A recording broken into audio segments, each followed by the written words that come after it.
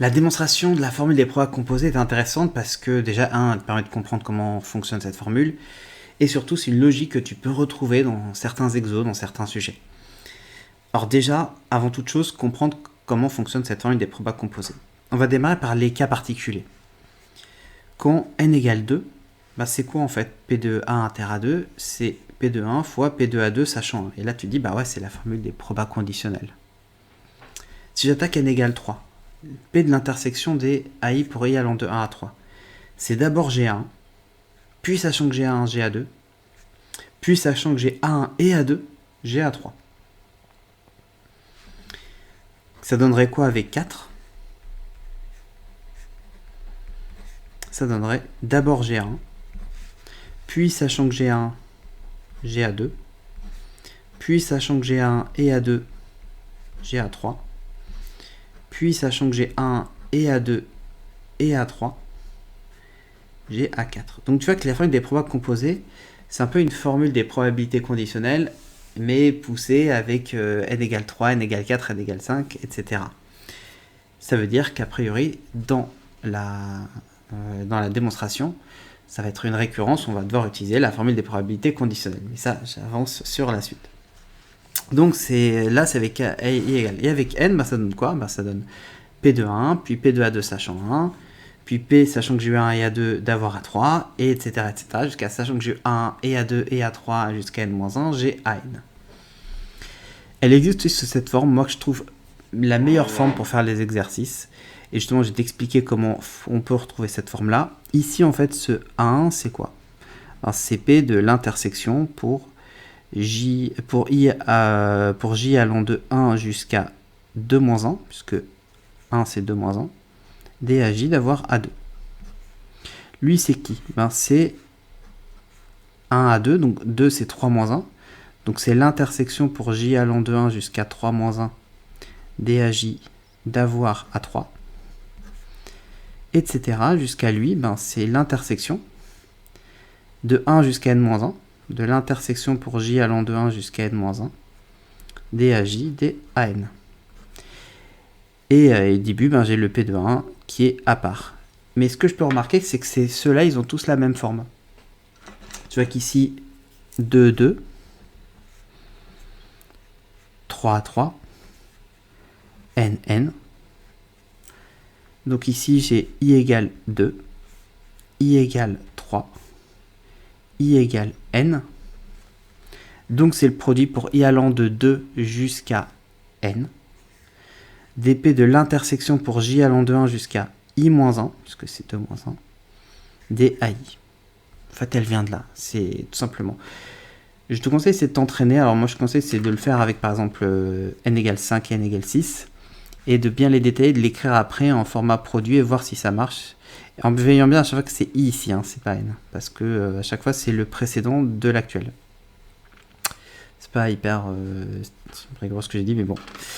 Donc voilà, de t'entraîner à le faire parce que cette forme-là, elle va être beaucoup plus simple pour les exercices. Donc en fait, la formule des probas composées, il y a une prime vraiment pour celui et celle qui s'est entraîné au préalable à maîtriser cette forme-là plutôt que cette forme-là, parce que tu es sûr de ne pas te gourer sur le nombre de termes notamment.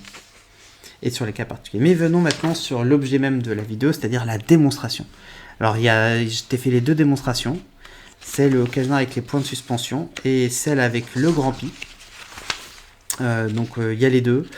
Tu peux télécharger les deux démonstrations avec le lien dans la description. Mais ici, on va juste faire celui avec les points de suspension. Donc c'est une récurrence, comme j'ai dit tout à l'heure. En fait, quand tu as une formule qui marche pour 2 et on veut qu'elle marche pour n, souvent, c'est une récurrence où dans l'hérédité, on va utiliser la formule qui marche pour 2. Donc je pose ma récurrence, donc soit pour tout entier n support égal à 2, parce que ma récurrence va démarrer à 2. Si j'ai AI qui sont n événements tels que l'intersection des AI pour I allant de 1 à n-1 est différente de 0, alors j'ai ça. Alors tu vas me dire, oui, pourquoi on a juste besoin que ce soit celui-là qui soit différent de 0, et pas P de A1, P de A inter A2, etc. Parce que effectivement, il faudrait que chaque sachant soit différent de 0. Sauf que, on va voir... si je te mets par exemple un schéma avec 1 A1, A2, A3 et A4.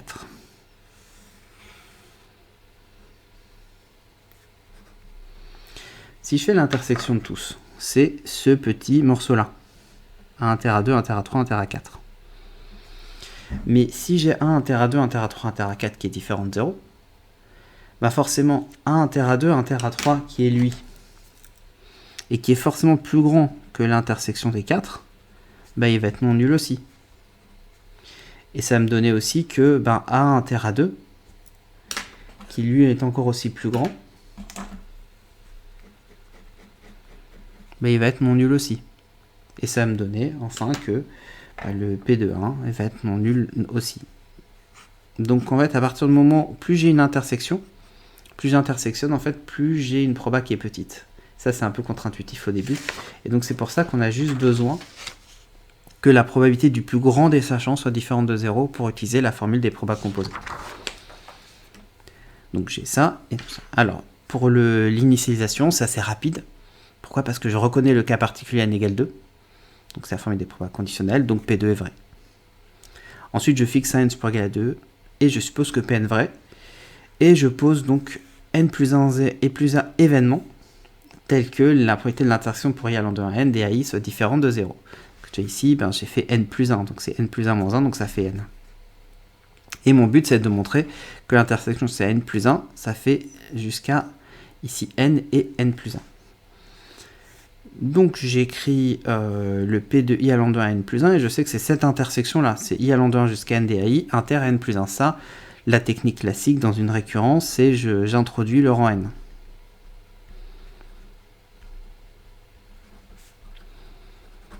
Maintenant, pour utiliser l'hérédité, moi j'ai besoin de calculer la proba de l'intersection des AI de i allant de 1 à n. Donc il faut que je l'isole. Comment je peux l'isoler? Ben, c'est comme si ici, j'appelais cet événement-là l'événement A. Et cet événement-là, l'événement B. C'est quoi P de A inter B? C'est P de A fois P, sachant d'avoir A, sachant que je vais d'avoir B. Formule des probabilités conditionnelles. Et donc je l'applique à cette intersection. Donc, comme je t'ai dit, quand tu vas montrer en n quelque chose qui marche pour 2, tu fais une récurrence et tu utilises la formule qui marche pour 2 dans l'hérédité.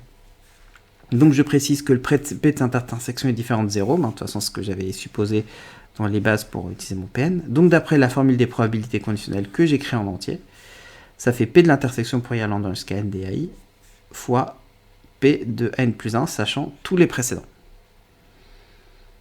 Maintenant, bah, je peux dire j'ai utilisé lui avec mon hérédité. Sauf que mon hérédité, c'est quoi? C'est si les AI sont n événements tels que P de l'intersection pour i allant de 1 à n moins 1 des AI est différent de 0, alors j'ai ça. Sauf que moi, bah, j'ai pas explicitement que lui est différent de 0. Il faut le prouver. Donc maintenant que tu as vu mon schéma ici, tu dis bah ouais, c'est logique, si c'est valable pour n, bah comme là il y a moins d'événements, forcément la proba va être plus grande, donc elle va être différente de 0 aussi. Mais il faut le prouver. Comment je le prouve? Bah, en séparant. Je vais dire i allant de 1 à n des AI, bah, je vais séparer pour isoler l'intersection de 1 à n-1 des AI. Et inter à n. Pourquoi j'ai le droit de le faire? Il faut que ici mon n-1 soit plus grand que 1. Pour que n-1 soit plus grand que 1, il faut que n soit plus grand que 2, ça tombe bien, j'ai n qui est plus grand que 2. Tu vois, je montre que j'y ai pensé et qu'il n'y a pas de cas particulier. Ensuite, ben, à partir du moment où moi j'ai ici C qui est égal à A inter B, ben, ça veut dire que C il est inclus dans A. Alors pareil, c'est pas hyper intuitif ça, mais imaginons que là j'ai A et là j'ai B. Ben, à partir du moment où C c'est lui, inter B, ben, forcément il est inclus dans A. Donc lui, c'est lui inter lui. Donc ben, cet événement-là, il est inclus dans cet événement-là. J'utilise la croissance de la probabilité. La croissance de la probabilité, c'est si j'ai A qui est inclus dans B, alors P de A est plus petit que P de B. Ça, c'est très logique qu'on voit dans les événements. Ben, forcément, la proba de lui, elle est plus petite que la proba de B. Donc la probabilité de celui-là est inférieure à la probabilité de celui-là. Or nous on a dit quoi dans l'hypothèse de... On a dit au début, c'est que j'avais l'intersection jusqu'à n qui était différente de 0. Donc lui est différent de 0. Elle est différente de 0 et c'est une proba, donc en plus elle est positive. Donc si je suis positif et différente de 0, ça veut dire que je suis strictement positif, on est d'accord. Donc j'ai ici strictement positif, donc j'ai lui qui est strictement positif. Donc forcément, elle est différente de 0. Et là, maintenant, je peux utiliser l'hypothèse de récurrence, où je remplace celui-là par tout ça. Ce qui me donne ici, lui. Et je vois que j'ai bien 1, puis sachant que j'ai eu 1, j'ai A2, sachant que j'ai eu 1, A2, j'ai A3, sachant que j'ai eu 1 et A2 et N-1, j'ai AN, et sachant que j'ai eu 1 et A2 et N-1 et AN, j'ai AN plus 1. Donc j'ai bien ce que je voulais montrer dans mon Pn plus 1. Donc si Pn est vrai, alors Pn plus 1 est vrai, conclusion de l'hérédité. Et après on conclut la récurrence. D'après les deux, on a montré par récurrence que pour tout entier n supérieur ou égal à 2, Pn est vrai. Donc j'ai ce que je voulais. Donc la même avec le grand pi, ça te permettra de te familiariser notamment avec le grand pi. Globalement c'est la même chose, puisqu'on va appliquer la formule des probabilités conditionnelles. Mais comme ça tu peux le voir avec le grand pi. Prochaine vidéo, ça va être des exos justement sur les probas composés pour savoir comment on les utilise.